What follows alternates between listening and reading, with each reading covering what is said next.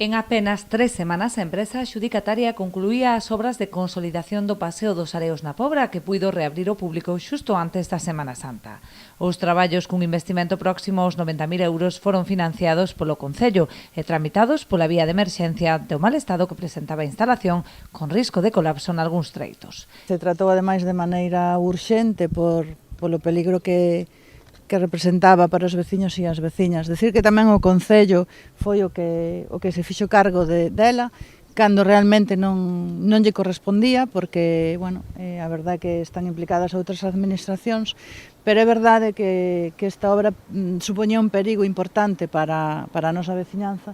Entonces nós lle demos prioridade, non era o paseo estaba a punto de caer e eso era un perigo, porque un paseo que ten moita xente paseando todos os días, moita xente tamén na playa e considerábamos importante facer esta actuación. A obra principal consistiu no reforzo da base e inxección de formigón para asegurar a estrutura, moi erosionada pola acción das mareas. A obra foi, sobre todo, unha consolidación do que é o paseo en sí e a muralla. Puxéronse uns bataches, tal e como se suxería no informe do arquitecto.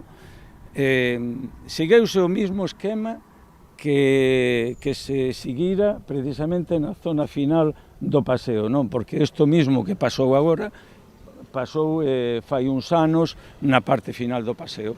Dera moi bo resultado e agora esperamos que tamén dea o mesmo resultado. Eu penso que a obra quedou moi sólida, insertouse precisamente formigón casi 1 metro de profundidade, o sea, porque estaba levantado, o paseo estaba no aire, e bueno, penso que a obra foi importante, gastáronse cartos, pero creo que está ben rematada e esperemos que disfrute os nosos veciños durante bastantes anos.